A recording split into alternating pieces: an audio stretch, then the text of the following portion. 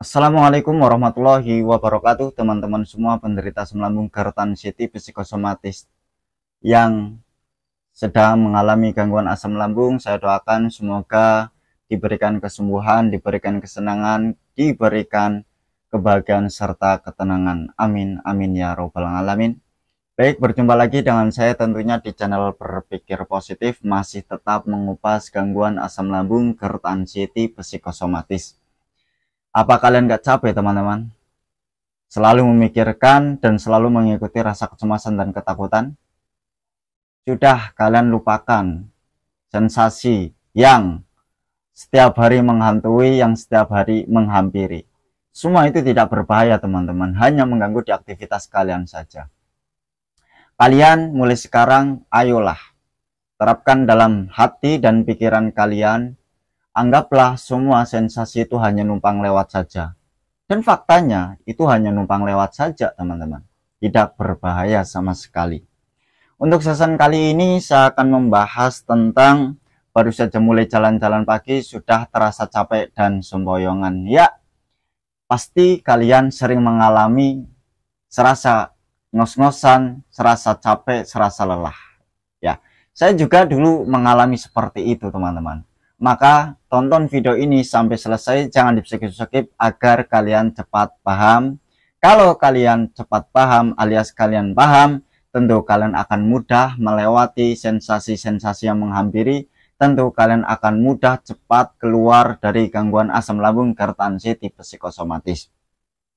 Ya, kenapa penderita asam lambung gerd city psikosomatis itu mudah sekali ngos-ngosan, mudah sekali capek, apalagi baru saja mulai jalan-jalan pagi itu terasa sempoyongan, keringat dingin, jantung berdebar-debar, nafas berat, ngambang, juga keringat dingin, tremor, rasanya itu kayak mau pingsan, kayak mau roboh.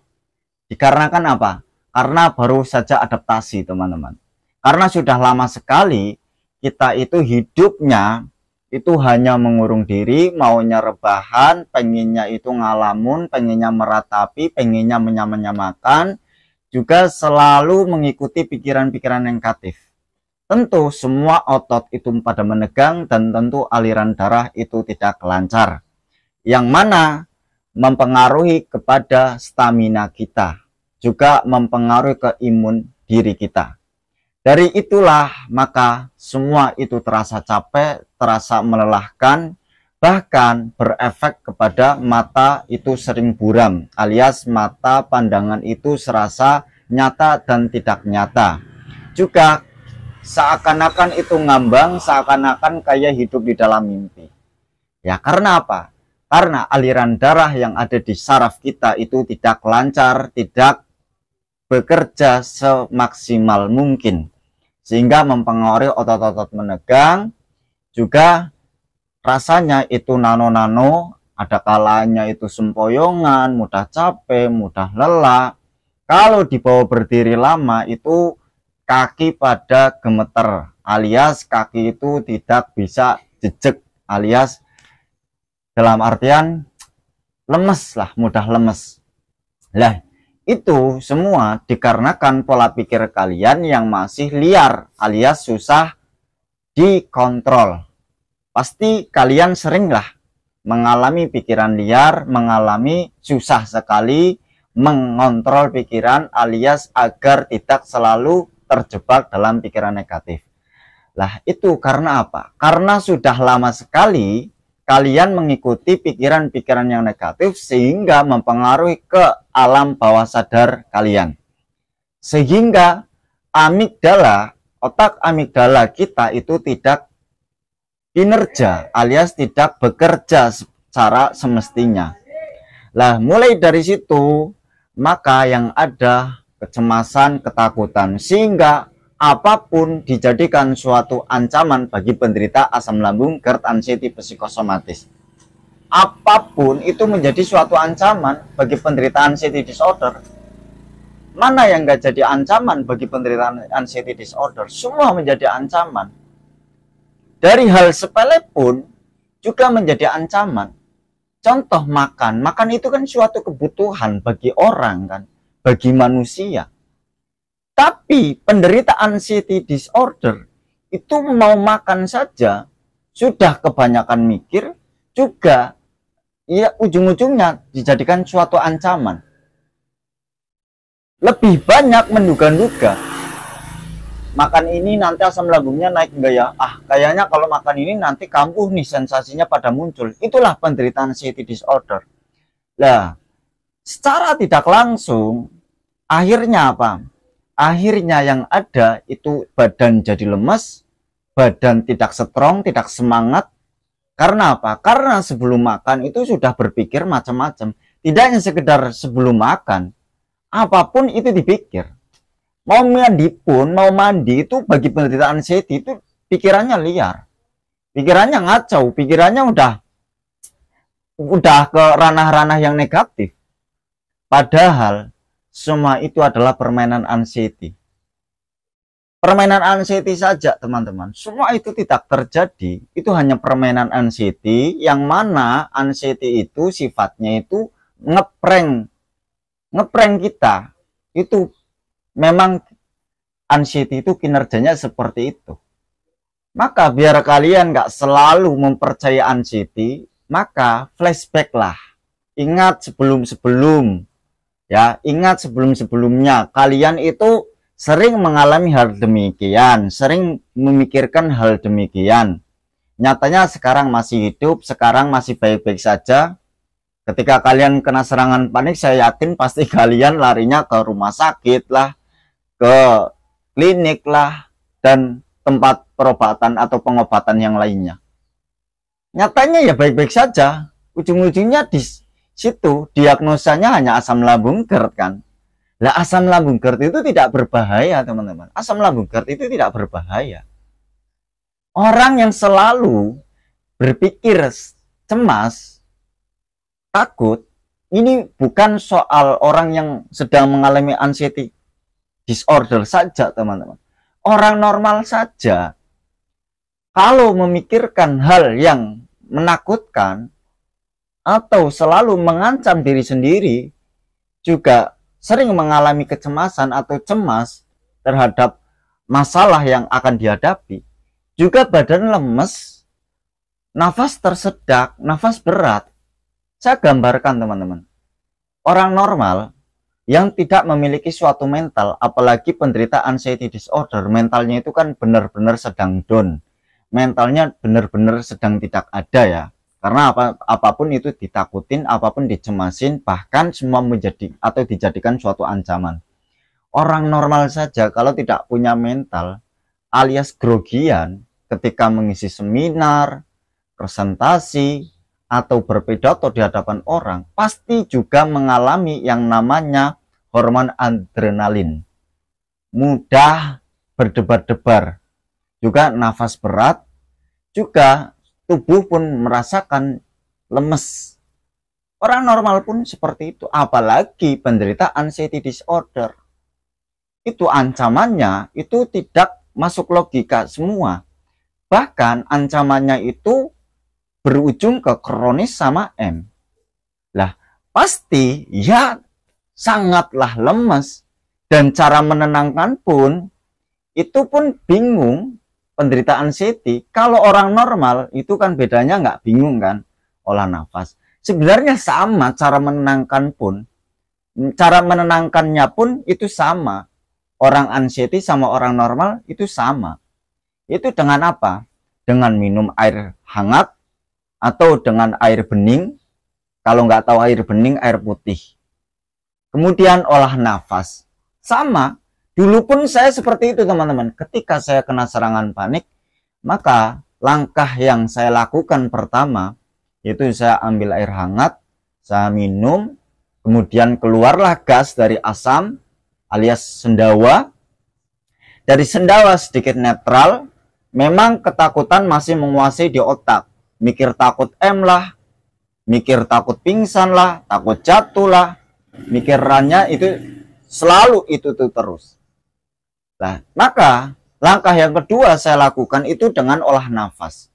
Olah nafas, dengan cara olah nafas itu menetralkan kecemasan dan ketakutan sambil afirmasi. Lah, afirmasi yang benar itu kalian jangan malah rebahan, guys.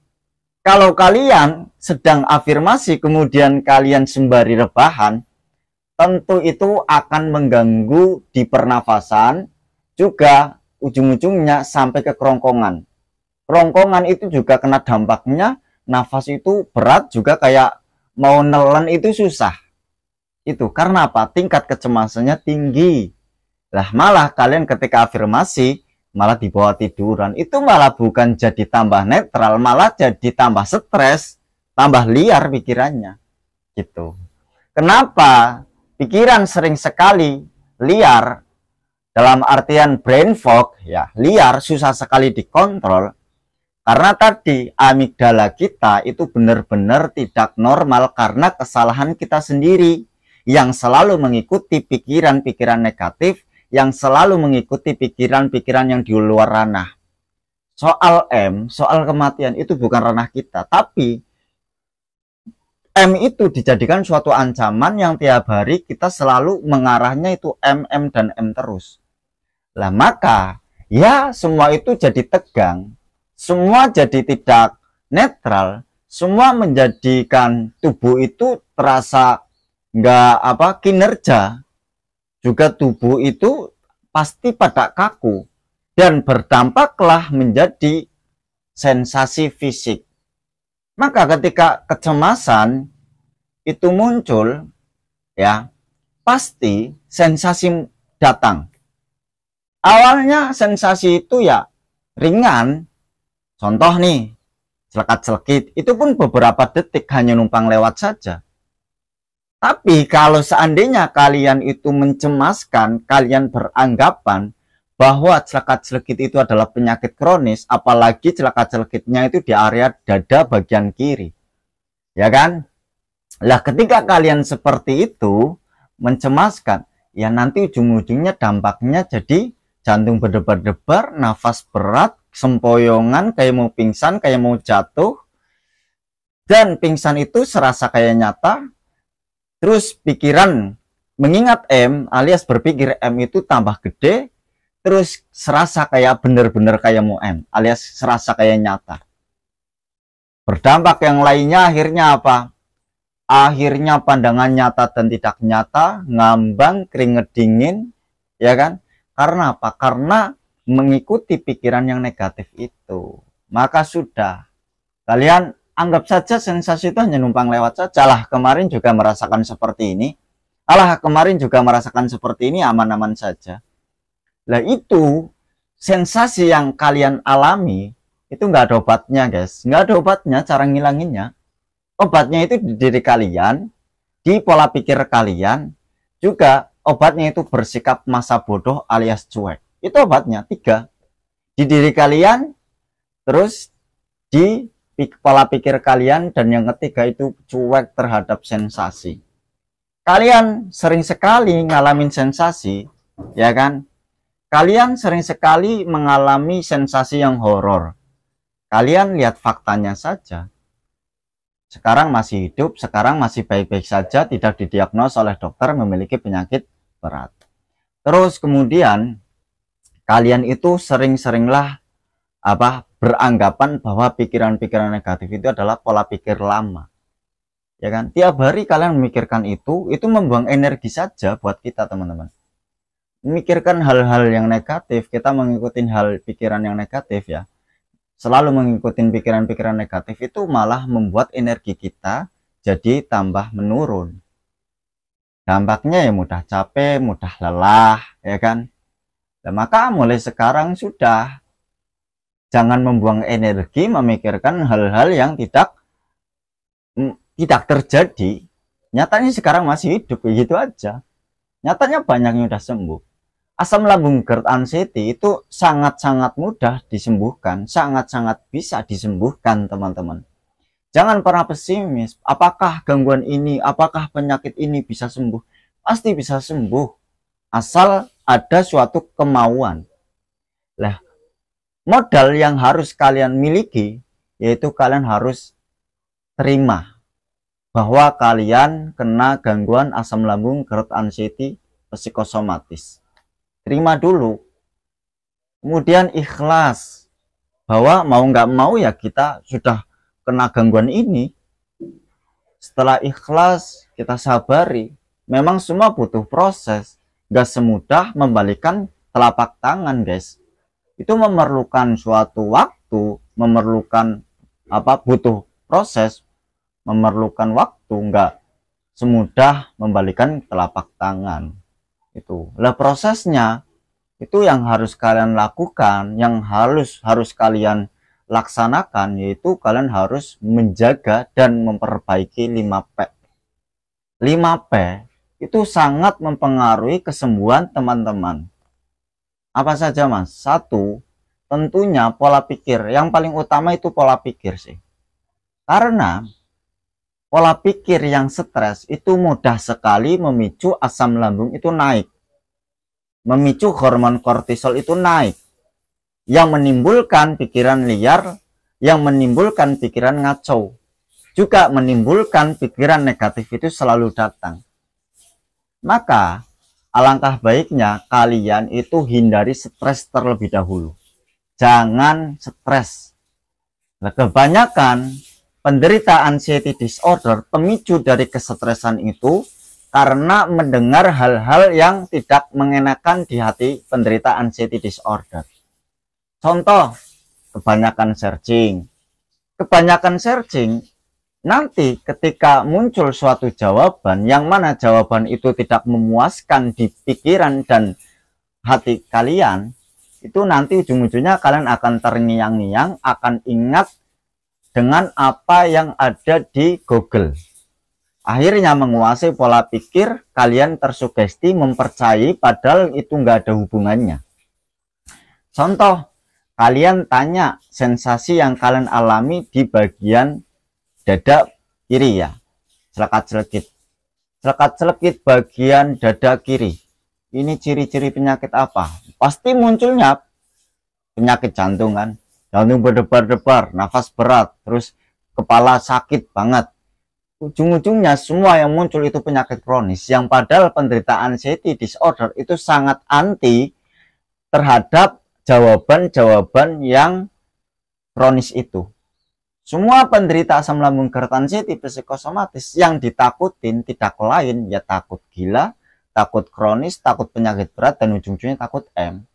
Lah kalau kebanyakan searching nanti yang ada jawabannya itu adalah berupa penyakit, ujung-ujungnya kalian ke-trigger, ujung-ujungnya kalian cemas, ujung-ujungnya kalian kena serangan panik.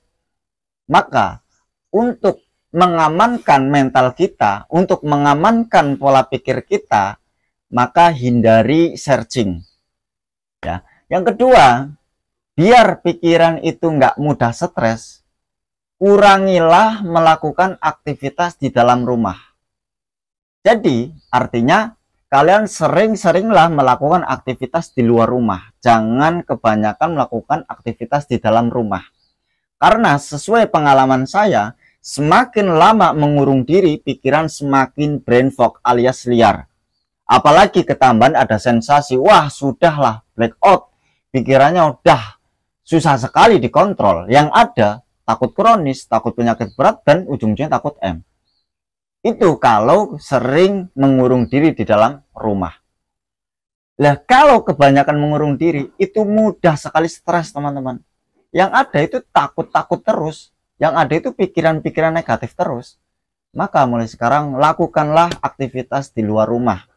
Yang paling penting agar kalian itu nggak mudah stres, maka sering-seringlah melakukan aktivitas yang kalian senangi, yang membuat mood kalian itu enak, yang membuat mood kalian itu netral, nggak sepaneng. Maka hidupkan kembali hobi-hobi kalian, yang tentunya hobi itu ya yang menyenangkan di mood kalian. Terus hobi itu jangan yang capek-capek dulu, karena penderita anxiety disorder itu lagi mudah sekali capek, mudah sekali lelah, mudah sekali ngos-ngosan. Sesuai pengalaman saya seperti itu teman-teman. Padahal nggak ngapa-ngapain, padahal nggak melakukan aktivitas berat, padahal nggak mengangkat apapun, padahal ya nggak ngapa-ngapain intinya, itu mudah capek. Karena apa? Energinya terkuras oleh pola pikir. Ketika pola pikir bekerja hampir 24 jam, energinya cepat terkuras. Berbeda orang yang hanya melakukan aktivitas fisik saja, itu capeknya itu bisa ditangani dengan minum, dengan makan, kembali lagi staminanya. Tapi kalau penderita anxiety disorder, walaupun dibawa minum, dibawa makan, setelah makan nanti ya bisa capek lagi kalau pikiran masih tetap jalan, kalau pikiran masih mengikuti pikiran-pikiran negatif gitu. Jadi itulah solusinya. Yang kedua, maka harus memperbaiki pola makan. Karena sudah terlanjur kita kena asam lambung GERD anxiety psikosomatis, tentu sangat sensitif di saat kalau perut itu kosong. Apalagi kalau ketambahan itu perut bunyi kerucuk-kerucuk, gitu kan. Maka harus memperbaiki pola makan. Dan apakah harus memantang makanan bagi penderita anxiety disorder? Kalau penderita anxiety disorder nggak perlu memantang makanan. Ya, tapi kalau masih kena gangguan asam lambung GERD, maka alangkah baiknya memantang makanan. Tapi memantang makanan pun nggak kebanyakan dipantang, jangan kebanyakan dipantang teman-teman. Kalau nanti kalian kebanyakan memantang makanan, ujung-ujungnya kalian takut, terus ujung-ujungnya kalian menjadi fobia makanan.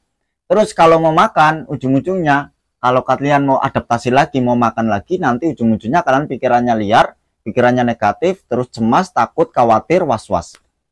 Maka bagi penderita asam lambung GERD itu memantangnya 2 makanan atau 2 menu saja teman-teman. Yang sangat dianjurkan itu memantang yang pedas dan sifatnya bersantan. Kalau soal minuman itu mantangnya itu yang seperti kopi saja, udah, yang lain tetap makan. Dan yang perlu diperhatikan itu ketika makan, sebelum makan hindari was-was, khawatir, cemas, takut. Sering saya sampaikan. Karena apa? Karena hormon serotonin juga bisa diperoleh ketika kalian melakukan atau makan itu dalam keadaan netral. Kalau kalian makannya itu tidak menikmati setiap kunyahan, tidak dalam keadaan netral, tentu hormon serotonin itu tidak diraih, tidak didapatkan. Yang ada hormon kortisolnya itu meningkat. Maka yang ada jadinya gampang capek, gampang lelah, nggak semangat, gampang gampang emosi. Karena apa? Nggak ada hormon serotonin. Maka paling utama itu etika makan. Hindari nonton video-video yang menegangkan ketika kalian dalam keadaan makan. Selanjutnya, itu harus sangat-sangat ya. Ini sangat penting. Dan harus sekali bagi kalian itu minum air hangat. Tawar biasa itu dijauhi dulu. Lebih maksimal, lebih efektif itu minum air hangat. Itu lebih efektif bagi penderita asam lambung GERD anxiety psikosomatis. Minimal dalam 1 hari itu 8 gelas. Minimal dalam 1 hari itu 8 gelas ya. Terus yang ketiga yaitu memperbaiki pola hidup. Mau nggak mau, karena kalian itu lagi kena gangguan asam lambung GERD anxiety psikosomatis, maka mulai sekarang kalian hindari begadang. Jangan sering begadang. Karena kalian lagi kena gangguan asam lambung GERD, juga mental kalian sedang tidak baik-baik saja. Maka hindarilah begadang, minimal tidur dalam 1 malam itu 8 jam. Kemudian karena kalian lagi dalam keadaan anxiety disorder, pikiran yang susah sekali dikontrol, mental juga lagi down, nggak ada energi di mental kita. Mau nggak mau, mulai sekarang ayo bangkit, lakukan jalan-jalan pagi secara konsisten. Dan jangan pernah menyerah walaupun dihadang sensasi seperti keliengan, sempoyongan, kayak mau pingsan, kayak mau jatuh. Semua itu tidak terjadi. Sesuai pengalaman saya sampai sembuh total teman-teman. Tidak pernah mengalami yang namanya itu pingsan. Serasa saja. Pingsan itu hanya serasa. Tidak terjadi. Kalian pernah ngalamin pingsan nggak? Enggak kan? Walaupun kalian itu sering mengalami serasa kayak mau pingsan, itu hanya serasa saja. Nah, ketika kalian cemas karena kedatangan sensasi serasa mau pingsan, minum air hangat. Ya, minum air hangat, terus olah nafas setiap hari itu sampai 7 kali untuk menetralkan saraf. Juga sering-seringlah main ke kebun, sering-seringlah main ke sawah, lihat hijau-hijauan, biar saraf itu netral, biar saraf nggak menegang. Adanya saraf menegang karena yang dilihat itu saja, apalagi yang mengurung diri. Juga pikirannya ya itu-itu saja, takut kronis, takut penyakit berat, dan ujungnya takut M. Maka saraf jadi tegang. Mulai sekarang sempatkan main ke kebun, lihat hijau-hijauan, sempatkan mainlah ke sungai, melihat air yang mengalir. Kalau perlu ya main ke sawah, melihat hijau-hijauan itu. Terus jangan, yang keempat itu jangan menuruti emosi. Berarti harus memperbaiki pola sikap. Sangat-sangat penting sikap itu dijaga, alias emosi itu dikontrol, teman-teman. Kalau kalian membiarkan emosi, gampang sekali kena serangan panik, sesuai pengalaman saya.